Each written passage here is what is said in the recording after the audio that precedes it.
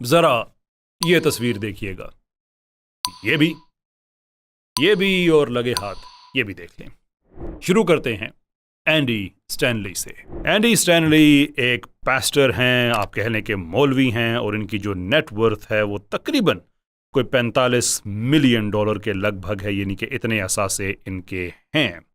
ये पैसा कमाते हैं मज़हब से, यानी कि लोगों को जाके मजहबी तकरीरें सुनाते हैं, दुआएं करते हैं वगैरह वगैरह वगैरह वगैरह वगैरह। But that is just one thing. चलते हैं हमारे जो अगले साहब हैं उनकी तरफ। ये हैं जोएल ऑस्टीन, जिनकी नेटवर्थ तकरीबन 100 मिलियन डॉलर है, यानी कि तकरीबन 100 मिलियन डॉलर के इनके असासे हैं, बड़े बड़े घर हैं, बड़ी कीमती गाड़ियां हैं। और ये क्या करते हैं? एग्जैक्टली वही जिसका मैं पहले जिक्र कर चुका हूँ कि ये भी दुआएं करते हैं, ये भी कुछ टोटके देते हैं मजहबी, बड़ी बड़ी तकरीरें करते हैं और पैसे कमाते हैं। आगे बढ़ते हैं। ये हैं ह्यूबर्ट एंगल। इनकी भी नेटवर्थ तकरीबन 60 मिलियन डॉलर के लगभग है, और ये हेलीकॉप्टर में जाते हैं मजहबी तकरीर करने के लिए। Imagine that. खैर, एक और साहब है, उनका तारुफ भी ज़रूरी है। इनका नाम है केनेथ कोपलैंड। इनकी तकरीबन 300 मिलियन डॉलर की नेटवर्थ है। Imagine that, right, 300 million. इनका जो घर है अमेरिका में, उसकी पाकिस्तानी करेंसी में जो कीमत बताई जाती है वो तकरीबन 290 करोड़ से 300 करोड़ रुपए के लगभग है। इनके ज़ाती जहाज़ भी हैं, और ये क्या करते हैं? बस ये भी लोगों के लिए दुआएं करते हैं, उनके लिए तकरीरें करते हैं, मज़हब सिखाते हैं एंड सो फोर्थ। ना आप सोच रहे होंगे कि मैं आपको ऐसी लिस्ट क्यों दे रहा हूँ। अगरचे लिस्ट बहुत लंबी है, मैंने सिर्फ आपको 2 3 4 सिर्फ इतने मुख्तसर से नाम बताए हैं। And the reason I am doing this is because कि ये सारे दुनिया के तरक्की याफ्ता ममालिक में हैं। कोई ऑस्ट्रेलिया में है, कोई अमेरिका में है, कोई यूके में है, और ये मौज कर रहे हैं। आप कहें ये मज़हब का धंधा है, श्योर मज़हब का धंधा है, बहुत पैसे कमा रहे हैं, कोई डाउट नहीं है। लेकिन मसला ये है कि जिन ममालिक का मैंने नाम लिया है वो साइंस टेक्नोलॉजी की दुनिया में, सियासत की दुनिया में वो लीड कर रहे हैं, इमामत कर रहे हैं। लेकिन आप सोच रहे होंगे कि वहाँ पे मज़हब का धंधा इतने बड़े पैमाने पे चलता है। यस, इससे भी बड़े पैमाने पे चलता है। पूरी एक इंडस्ट्री है इवेंजेलिकल क्रिश्चियंस की, जो कि टीवी पे टेलीफोन्स करते हैं, लाइव आगे पीछे जाते हैं।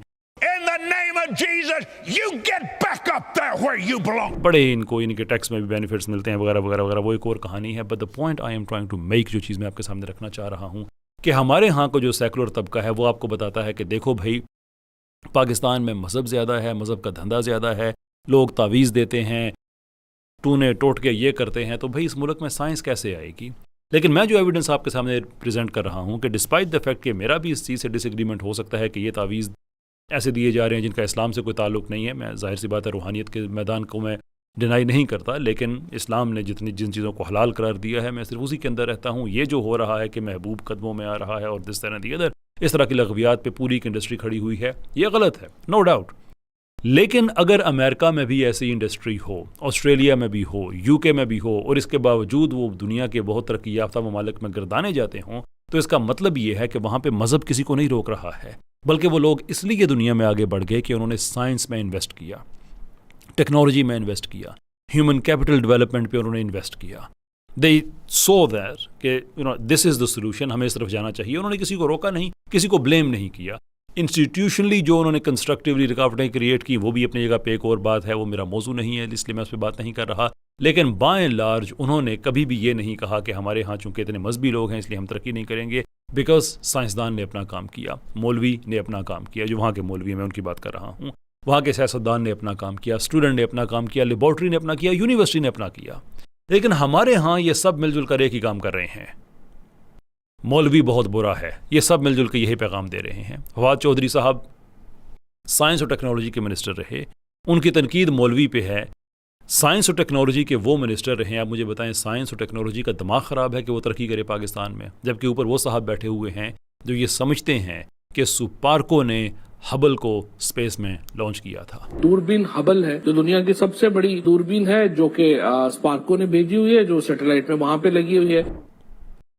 या इनकी भी तनकीद है कि इस्लाम की वजह से पाकिस्तान तरक्की नहीं कर रहा।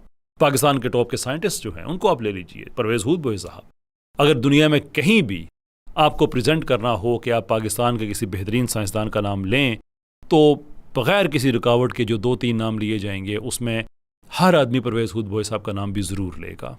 लेकिन आप पाकिस्तान में किसी से भी पूछ लें कि इनकी साइंटिफिक कंट्रीब्यूशंस क्या हैं, हर आदमी स्ट्रगल करेगा, क्योंकि इनकी वजह शोहरत ये नहीं है कि इन्होंने साइंस को पॉपुलराइज़ किया है पाकिस्तान में। वो परवेज़ हुद भोई साहब बड़े अच्छे लगते थे जो आई थिंक 90s के ज़माने में टेलीविज़न पे आके वो प्रोग्राम साइंस वगैरह के कुछ किया करते थे, वो बड़ा अच्छा काम था। बट आज किसी भी पाकिस्तानी से पूछे परवेज़ हुद भोई साहब की वजह शोहरत, तो आपको मिलेगी कि बुर्का ठीक नहीं है, वो आपको मिलेगी कि इस्लाम की इकॉनमी ठीक नहीं है, वो आपको मिलेगी कि इस्लाम मॉडर्न स्टेट के साथ कंपैटिबल नहीं है। साइंसदान भी वही काम कर रहा है, सियासतदान भी वही काम कर रहा है। फिर हमारे पास सहाफ़ी हैं, जनाब सैयद मुज़म्मिल साहब जैसे लोग हैं जिन्होंने झूठ पे अपने कैरियर बिल्ड किए हुए हैं, अटरली शेमलेसली। उनकी भी यही तनकीद है।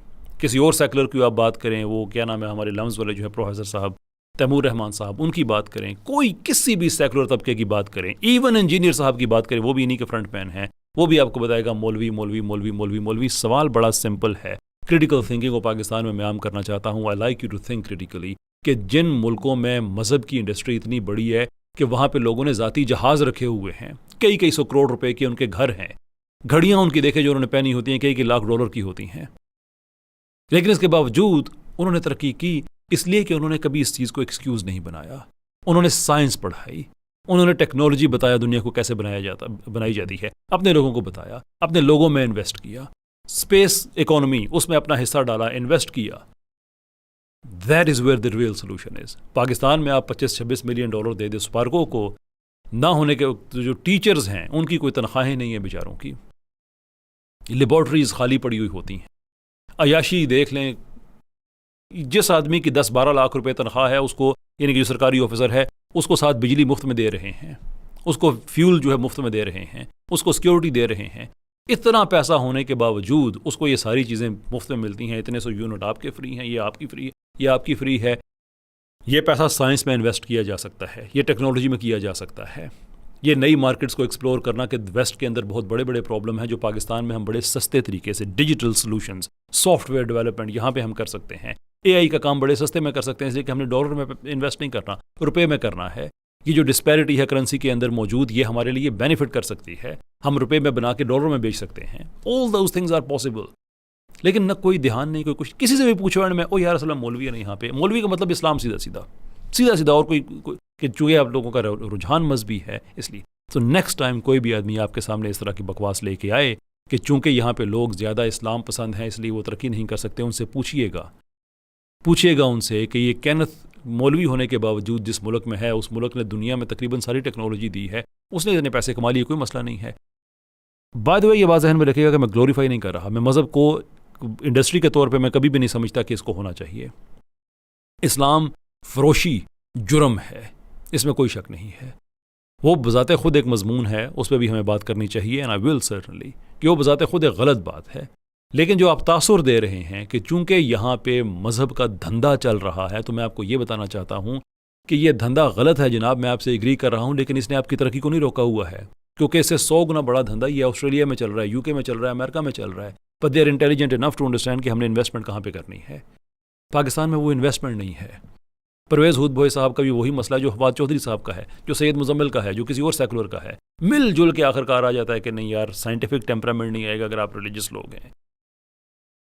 कंपैरिजन क्या कर रहे होते हैं कि दुनिया चांद पे चली गई है, हमारे यहाँ मजहबी बहसें हो रही हैं। और जो दुनिया चांद पे चली गई है वो उन्होंने चर्च में बैठ के वो चांद पे जाने वाली मशीनें नहीं बनाई थी, लेबॉर्ट्रीज में बनाई थी। आप लोग लेबॉर्ट्रीज में क्या कर रहे हो? मौलवी का मुकाबला पादरी के साथ करो, अच्छा लगता है। मौलवी का मुकाबला साइंसदान के साथ क्यों कर रहे हो? मेरे साइंसदान का मुकाबला वेस्ट के साइंसदान के साथ होना चाहिए। मेरा साइंसदान क्या कर रहा है? देखिए जी, औरतों का बुर्का जो है ये बड़ी एबनॉर्मल चीज़ है। You are a scientist for crying out loud, teach science. वो कोई जर्नलिस्ट है, वो कोई सियासतदान है, वो भाई तुम लोगों के पास एक्सेस है, पैसा है, रिसोर्सेज हैं, लोगों को इनेबल करो। कुछ काम और नहीं है सिवाय इसके कि यार सेकुलरिज्म बड़ी अच्छी चीज़ है, वेस्ट वाले सेकुलर हो गए, उन्होंने तरक्की कर ली है, ये कर दिया है, वो कर दिया है। पाकिस्तान में तो मजहबी लोग हैं और उसी के अंदर दरिंदे भी कह देते हैं, उसी के अंदर और चीज़ें भी कह देते हैं, जबकि काम आपका करने वाला। अगेन बात बहुत लंबी होगी, मैं आप इसको ख़त्म करना चाहता हूँ। एविडेंस मैंने आपके सामने रख दिया है कि there is absolutely no reason to think कि रिलीजन आपके रास्ते की तरक्की है। मुल्की लेवल पे पाकिस्तान में इतना फ्री पैसा है जिससे हम पाकिस्तान को अपने पाँव पे खड़ा कर सकते हैं। We need to make the right choices, we need to make the right investments. Invest in science, invest in technology, invest in artificial intelligence, invest in human capital development. जितने मर्जी लोग तावीज़ ले लें, जितने मर्जी लोग किसी पेशवा के पास चले जाएं कि मुझे दम कर दें या कर दें, उससे आपकी साइंस की तरक्की में कोई रुकावट नहीं आती है। रुकावट उस वक्त आती है कि जब आपका साइंसदान साइंस छोड़ के मज़हब पे तनकीद करना शुरू करता है। बहुत शुक्रिया आपका। अस्सलाम वालेकुम।